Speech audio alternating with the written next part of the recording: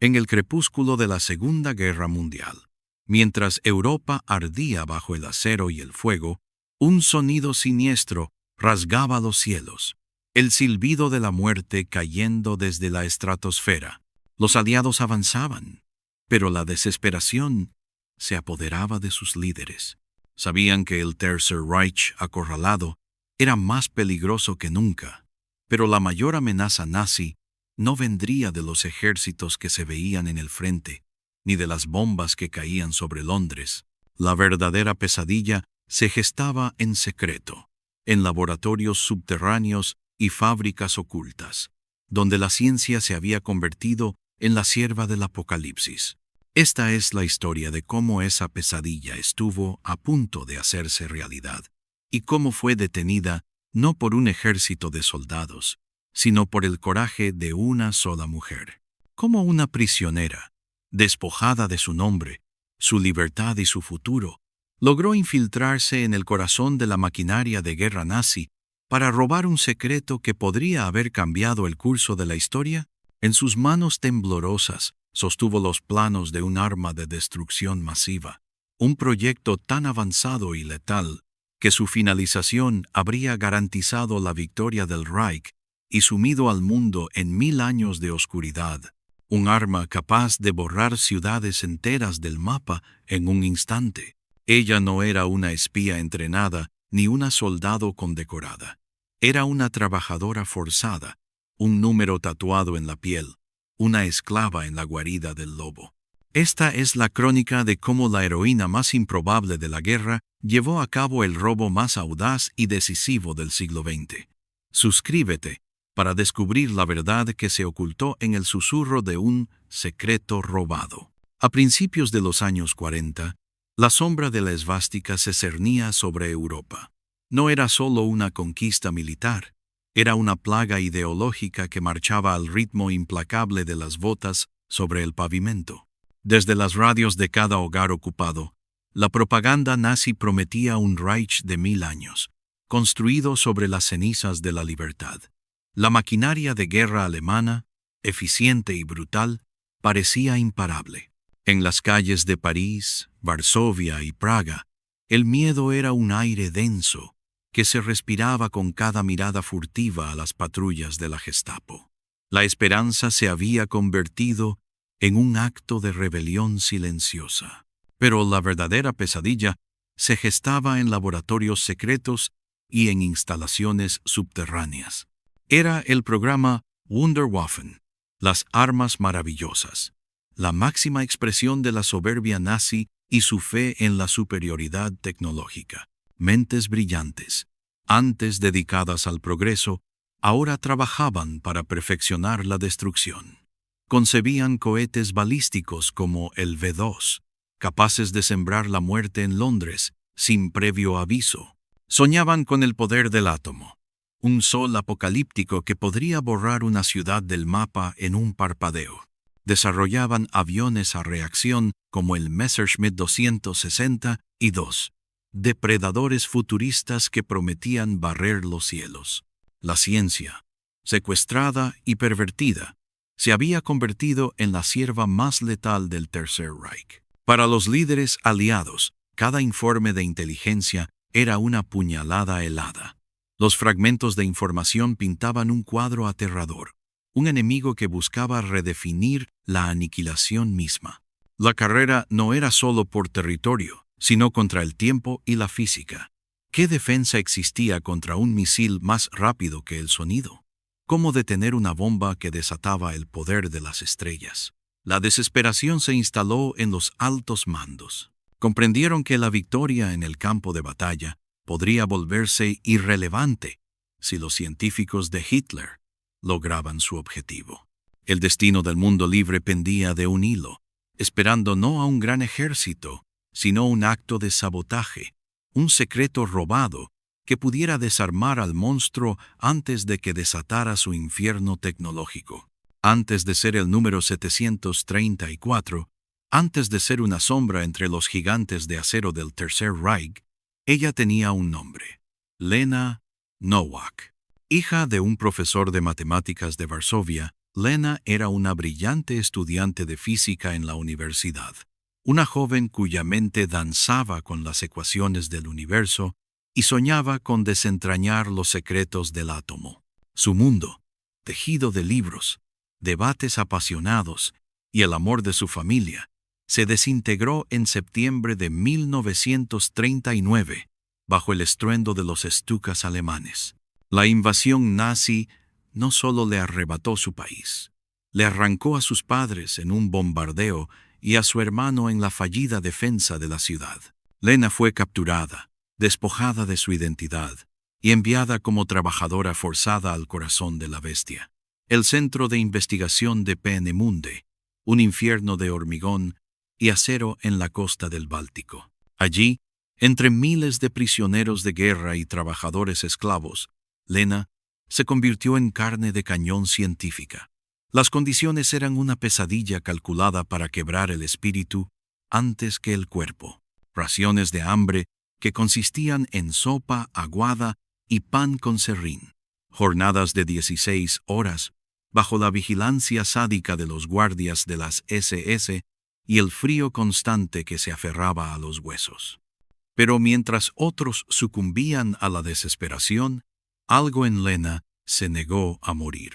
Su inteligencia se convirtió en su única armadura, su capacidad de observación en su arma secreta.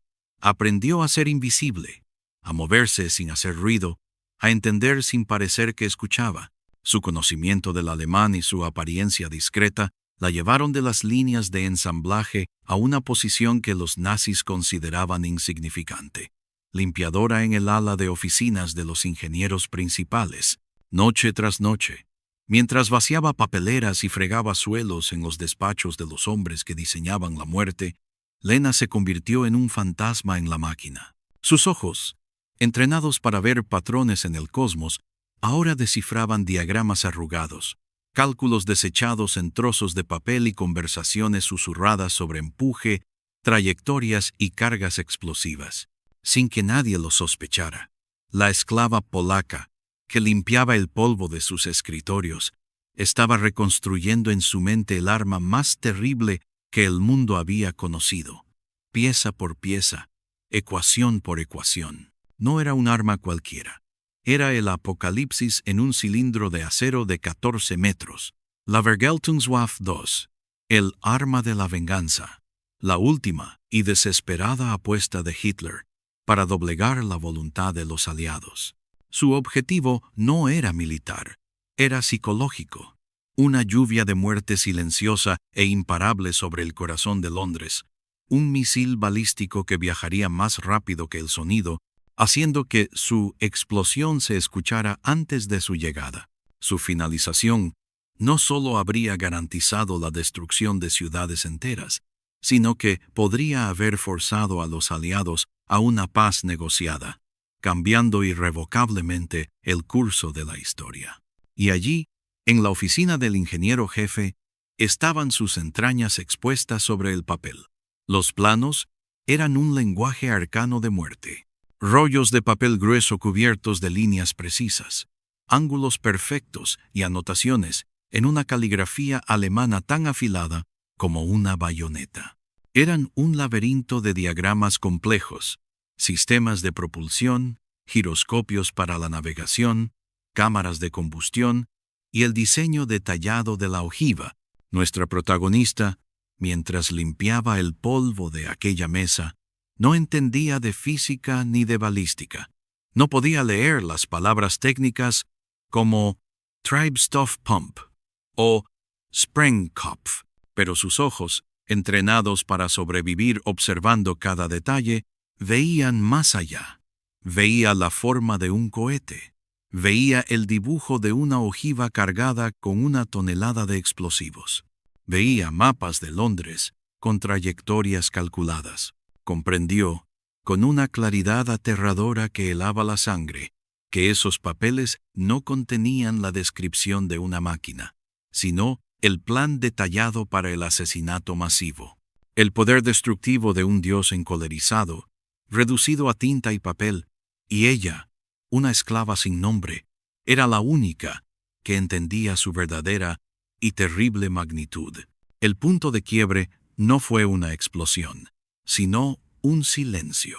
Ocurrió un martes gris, cuando Janek, un joven ingeniero polaco tan esclavo como ella, dejó caer una herramienta de calibración.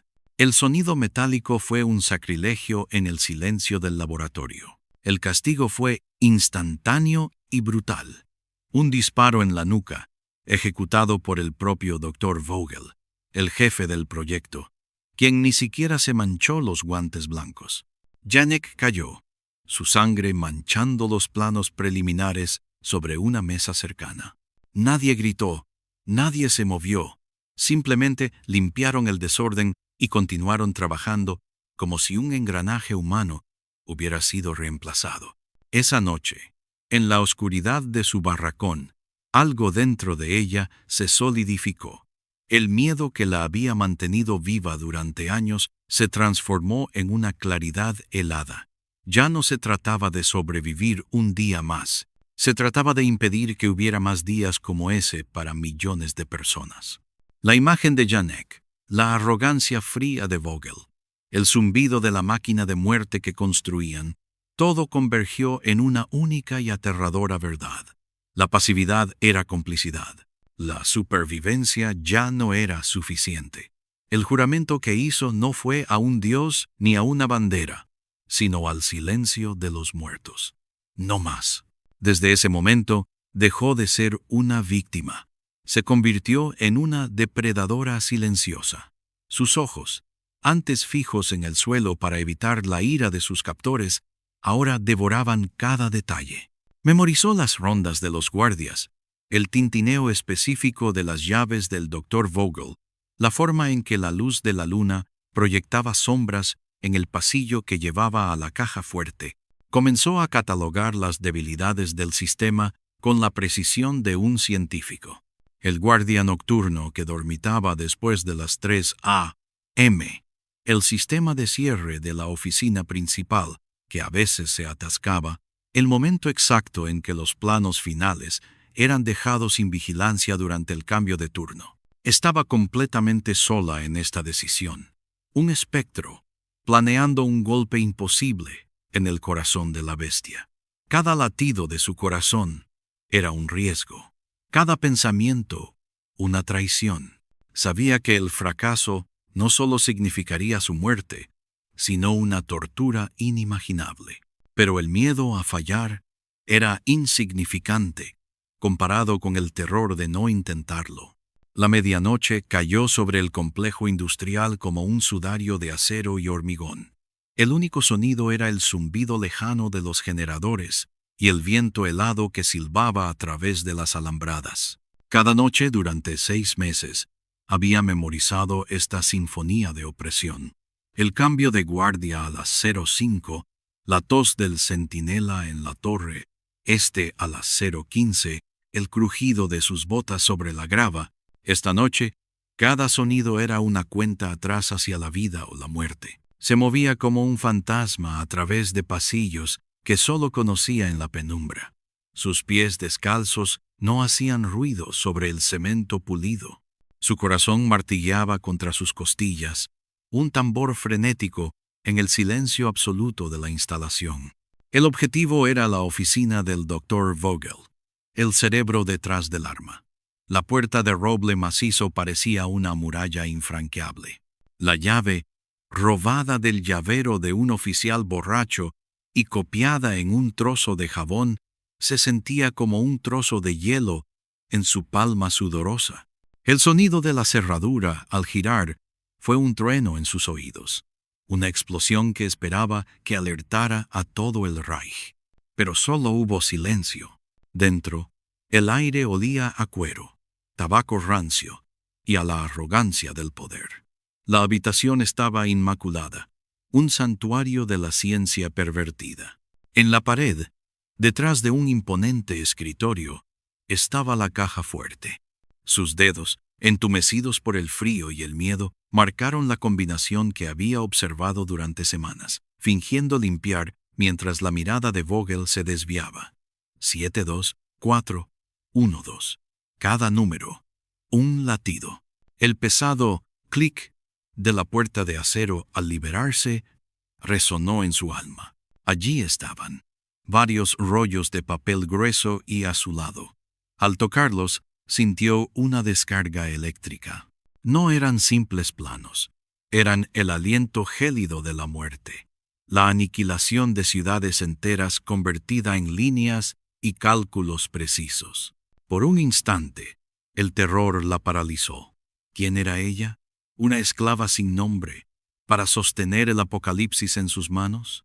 Pero luego, el rostro de su familia asesinada apareció en su mente, y el terror se transformó en un triunfo gélido y furioso. Con manos temblorosas, escondió los rollos más pequeños bajo las vendas sucias de una herida falsa en su torso. El papel áspero rozaba su piel, un recordatorio constante del peso de su decisión. Al cerrar la puerta de la oficina, una sombra pasó por el pasillo. Contuvo la respiración hasta que sus pulmones ardieron. El guardia siguió su camino, ajeno al secreto que pasaba a centímetros de él. De vuelta en la oscuridad de su barracón, la adrenalina la golpeó con la fuerza de un puñetazo. Lo había logrado. Había entrado en las fauces del gigante y le había arrancado los dientes. Pero ahora, con el amanecer a solo unas horas de distancia, comprendió la aterradora verdad. Lo más difícil no había sido robar el secreto. Lo más difícil sería sobrevivir para contarlo. Con los planos adheridos a su piel como una segunda identidad, comenzó la odisea más solitaria de la guerra. Cada kilómetro ganado era una victoria silenciosa en un continente que se desangraba.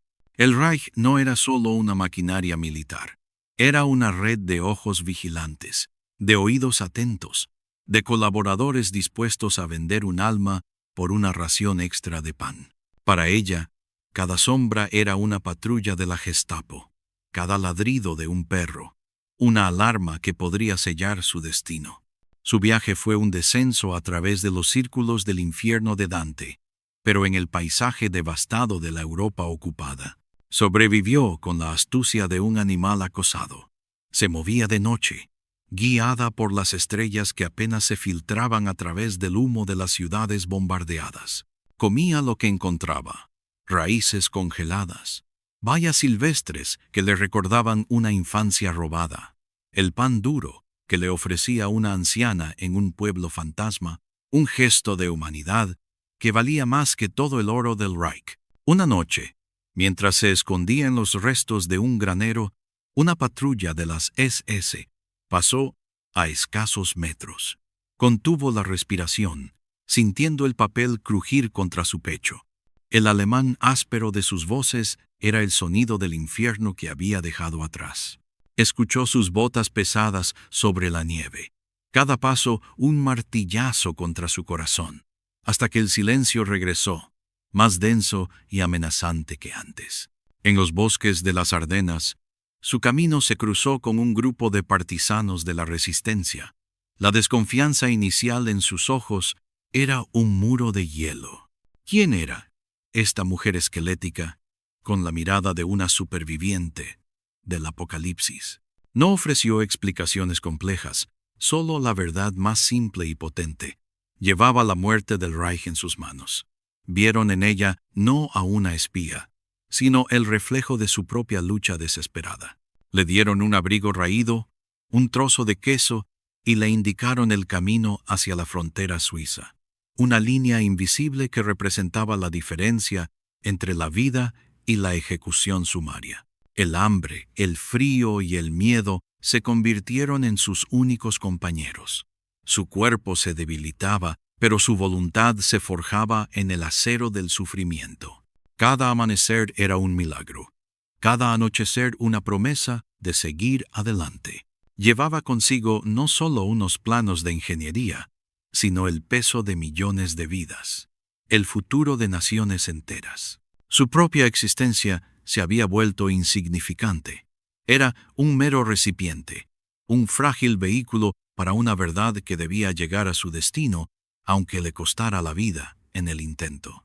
La libertad ya no era un sueño personal, sino una responsabilidad histórica. Tras semanas que parecieron una eternidad, llegó a un contacto de la resistencia en una granja abandonada en la Francia ocupada. La recibieron con la misma mezcla de piedad y desconfianza que había encontrado en cada puerta. El oficial aliado que la interrogó, un capitán británico con el rostro curtido por la guerra, escuchó su historia con una paciencia gélida. Una trabajadora forzada, repitió con escepticismo, que afirma haber robado los planos del proyecto Wunderwaffe más secreto de Hitler. Comprenda que hemos oído historias más creíbles de desertores desesperados. El interrogatorio fue brutal. Horas bajo una luz cegadora, repitiendo cada detalle de su huida, cada descripción del laboratorio. Nombres, rangos, rutinas. Su memoria, afilada por el terror y la supervivencia, no flaqueó. Su coherencia empezó a sembrar la duda en sus captores. No era la historia de una loca, sino el testimonio preciso de un testigo ocular. Finalmente, con manos temblorosas, deslizó el rollo de papeles sobre la mesa de madera. El capitán los desenrolló con cuidado. El silencio se hizo pesado, denso. Los esquemas técnicos, las anotaciones en alemán, el sello del alto mando del Reich, un experto en ingeniería, convocado de urgencia, palideció al verlos. «Dios mío», susurró, «son auténticos. Esto es el proyecto de la bomba atómica». La incredulidad en los ojos del capitán se transformó en un respeto atónito. «Usted», comenzó, sin saber qué decir, «lo que ha traído esta noche puede salvar a millones de vidas». En ese instante, el frágil hilo de esperanza que la había mantenido con vida se convirtió en el cable de acero que comenzaría a estrangular al Tercer Reich. Los planos robados no eran simplemente papel y tinta, se convirtieron en un terremoto que sacudió los cimientos de la estrategia de guerra aliada. En los búnkeres secretos de Londres y Washington, la revelación fue cataclísmica.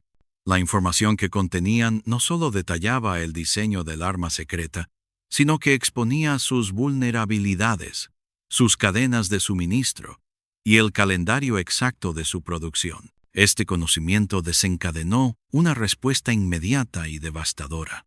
Por un lado, permitió a los científicos aliados acelerar sus propios proyectos, cerrando la brecha tecnológica a una velocidad antes impensable. Por otro, y de manera más crucial, guió la mano de la Fuerza Aérea Aliada. Los bombardeos dejaron de ser ataques a ciegas para convertirse en operaciones quirúrgicas, destruyendo fábricas clave y centros de investigación con una precisión letal, retrasando el apocalipsis nazi por meses que resultaron decisivos. La gratitud hacia la mujer que entregó esta inteligencia vital fue inmensa, pero tuvo que permanecer en las sombras más profundas. Su nombre nunca aparecería en los comunicados oficiales. Su existencia misma se convirtió en un secreto de Estado de máximo nivel. Pero en los pasillos del poder, todos sabían la verdad. El acto de coraje de una sola mujer, una esclava sin nombre, acababa de cambiar el rumbo de la guerra, salvando a cientos de miles de vidas de una catástrofe inimaginable. Pero, ¿qué fue de ella cuando el mundo finalmente celebró la paz que ella, desde las sombras, ayudó a forjar? Su nombre nunca fue grabado en monumentos ni mencionado en los desfiles de la victoria. Se desvaneció, convirtiéndose en un fantasma por elección propia o por decreto de los servicios de inteligencia que prefirieron enterrar su historia. El precio de su heroísmo fue una paz que nunca pudo disfrutar plenamente. Las mismas cualidades que le permitieron sobrevivir la desconfianza, la capacidad de volverse invisible, la frialdad calculadora, se convirtieron en las barras de una jaula invisible en el mundo de la posguerra. No podía volver a una vida normal, porque había visto lo peor de la humanidad y se había convertido en un arma para combatirlo.